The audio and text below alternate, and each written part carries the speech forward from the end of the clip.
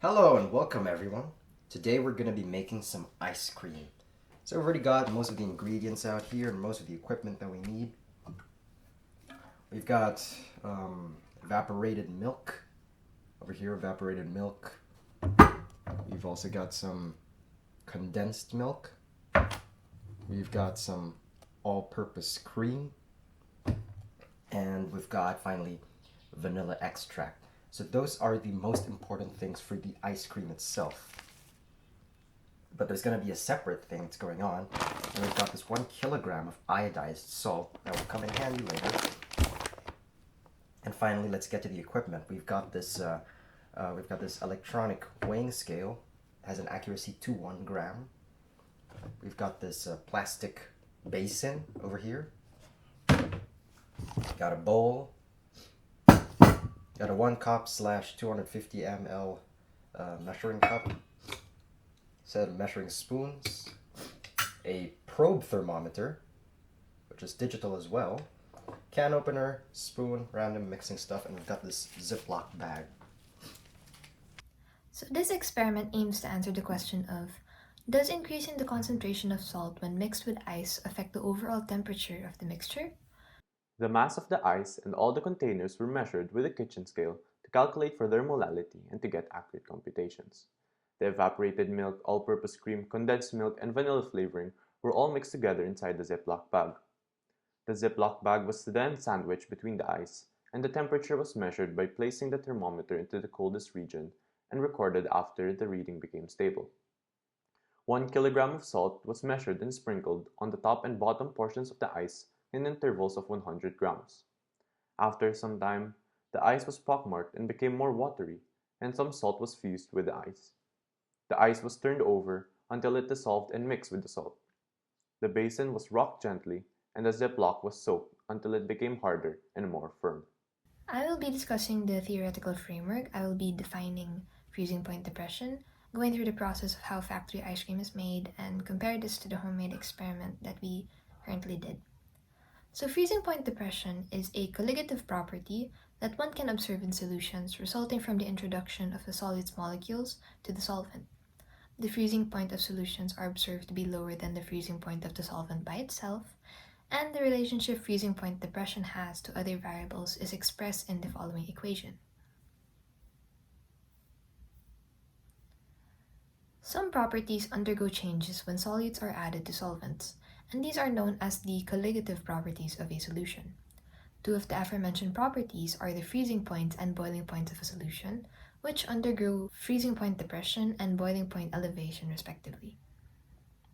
Colligative properties change in response to the amount of solute added, or its concentration rather than its identity. As for calculating the freezing point depression of a substance, the formula is as follows.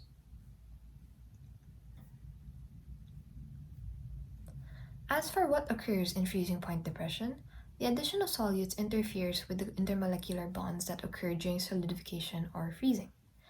As a result, a lower temperature must be reached to achieve a solid under these conditions.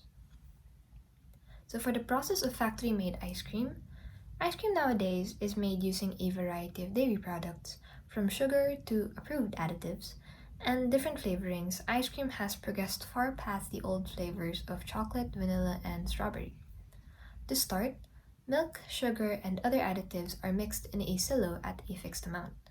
This may reach up to 1,000 gallons, which, as compared to the Ziploc bag of ice in the home experiment, is quite massive. The pasteurization process then begins to kill off the bacteria and clear out any microorganisms in order to make this safe to eat. As opposed to making ice cream at home, in which the milk is already pasteurized and ready, such a large amount of ice cream has to undergo numerous processes. An intense amount of air pressure is then added in order to homogenize the mixture. This is mostly to ensure that fat particles remain the same size and that they also don't separate from the mixture. The mixtures are then cooled and are given the texture of actual soft serve from the small ice crystals by injecting air while it is being cooled.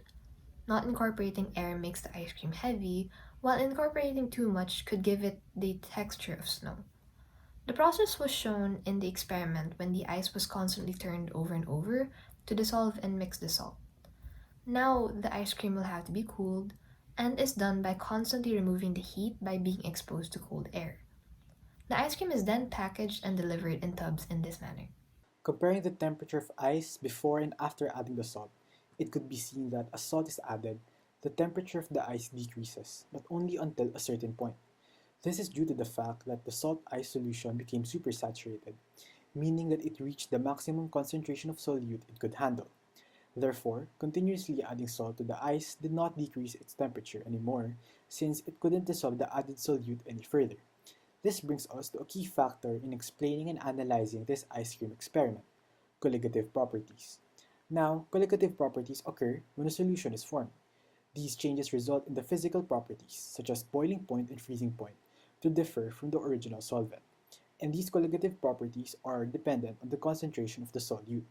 Now, in the context of this experiment, when salt is added to ice, it prevents the water molecules from bonding together, which lowers the ice's freezing point.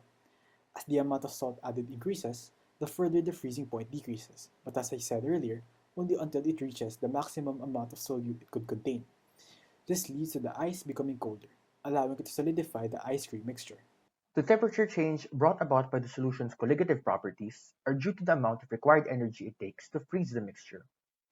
Harvard professor Michael Brenner cites entropy as a factor that affects and causes freezing point depression. When the solute is added into the mixture, in this case salt, there is more entropy in the mixture, since the salt molecule's entropy adds up to the entropy of the solvent that the solute molecules are interacting with. This then results in more energy being required to stop them, or to freeze the molecules. The general trend of our results show that the more solute you put in, or the more concentrated it is, the more the freezing point is depressed until a certain concentration. This is most evident in our results, especially when we added 400 grams of salt. This modality was the one where most entropy was present, therefore requiring more energy to freeze, and in turn has the lowest temperature among all our results. This is a significant difference to using plain ice, since with 0 grams of salt, the recorded temperature was at 3.8 degrees Celsius. Now some may wonder whether they could follow this recipe and make ice cream at home without using salt. But as we mentioned before, salt is needed to depress the freezing point of a mixture because of its colligative properties. We needed salt in this experiment because if we only used plain ice water in the basin to lower the temperature of the ice cream mixture inside the Ziploc, the freezing point is too high and is not sufficient to cause the ice cream inside the Ziploc to reach the required low temperatures for better quality. Based on the gathered data, the mixture reached its depressed freezing point, and subsequent increasing concentrations of salt resulted in the temperature getting warmer. Obviously, there will come a point where the mixture will not heat up anymore after adding too much salt, nor cool down, since the solution has become oversaturated.